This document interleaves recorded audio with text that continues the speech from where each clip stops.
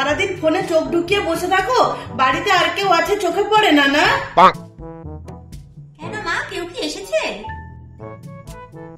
আমি এসেছি, আমি। চোখে দেখা যায় না?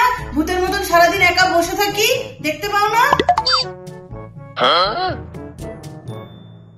কি এত ভাবছো?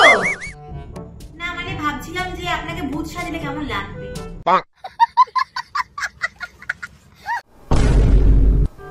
তবে মন্দ লাগবে না, অসত্য গাছে বসে সাপ তুলবে না, মানে ইয়ার্কি বলছি, মনে করবেন না।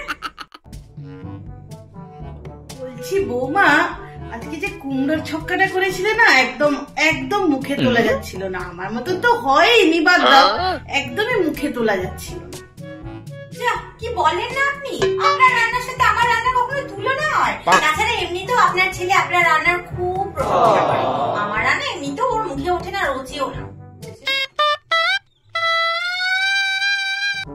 হ্যাঁ, তো আমি সেটাই ভাবছিলাম যে কাল থেকে রান্নাঘরটা বরঞ্চ আপনিই সামলান, রান্নাগুলো আপনিই করুন।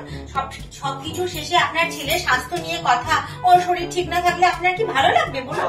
রান্নাবান্নাটা আপনি সামলান, এইটুকুনি আপনি করে নিতে পারবেন। কাল থেকে রান্নাঘরটা আপনি করে নেবেন, ঠিক আছে? রান্নাবান্না সব আপনি সামলে নেবেন, এমনিতে সবকিছু করেই নিচ্ছেন, রান্নাঘরটাও করে নেবেন।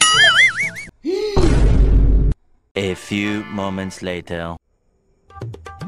বৌমা, তুমি আসার পর আমার ছেলেটা একদম উচ্ছন্নে চলে গেছে। কোথায় ভেবেছিলাম তুমি এসে তাকে একটু ঘরে বেঁধে রাখবে, তা না, ওর সাথে পড়ে নিজেও ঘুরে বেড়াচ্ছ, রান্না বান্না করছো না। এগুলো কি ঘরের বউকে শোভা দেয়? মা, আগে একটা কথা বলুন তো, আপনার ছেলের আইডি প্রুফে কার নাম আছে? আপনার আর বাবার, আমার কিন্তু নেই।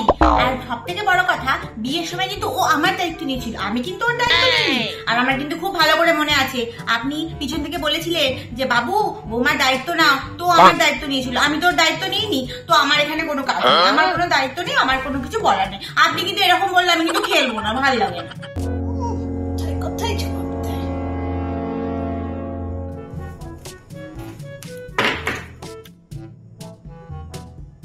বিয়ের তো 5 বছর হলো। फिर से आ गए रे बाबा, इधर जहर खाने का पैसा नहीं है, तू जा रे जा। নাতির মুখ দেখাবে কবে বৌমা? নাকি নিচ্ছ না ফিগার নষ্ট হয়ে যাবে, ঘুরতে যেতে পারবে না? অনেক রকম তো আছে তোমাদের এখন। বাবা তোমার বয়সে বাবু হয়ে গেছিল, তিন্নি পেটে। ভালো কথা বলছি, আমরা থাকতে থাকতে নিয়ে নাও, করে ধরে দিয়ে যেতে পারবো। মা, কি যে বলি বলুন তো, আমার দুঃখের কথা।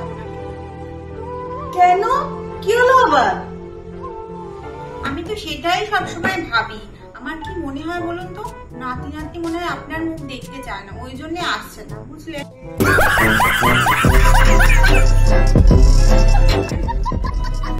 কি?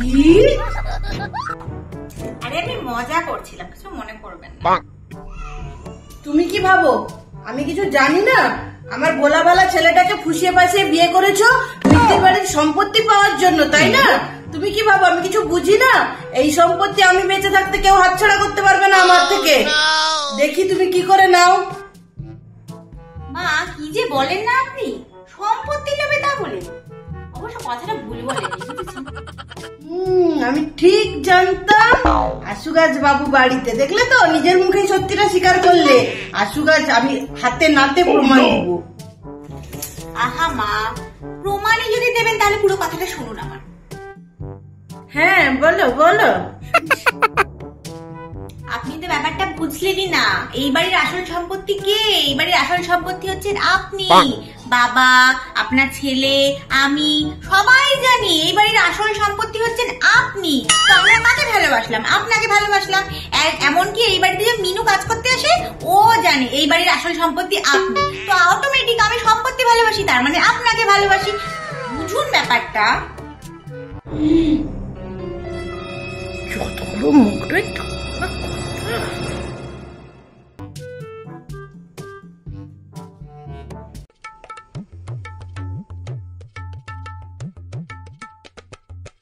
বিয়ের আগে বাবুকে বলেছিলাম প্রেম করছিস কর, বিয়ে করিস না, আর যদিও করছিস বল কাজ করতে না। মিত্তির বাড়ির বউরা কোনোদিন বিয়ের পরে চৌকাঠ পেরিয়ে কাজ করতে যায় না। আর একে দেখো, আমার বাড়ি কোনো মান সম্মান বলে তো আছে, কাজ করে করে, তাও আবার রাতে।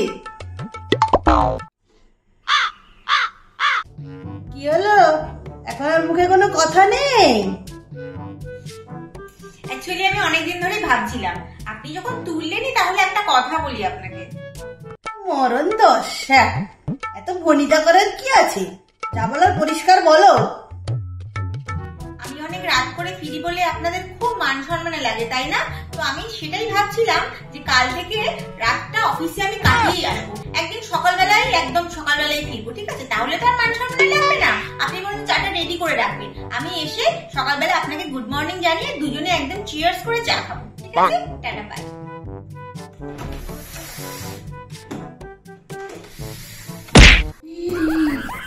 তো বড় সাহস!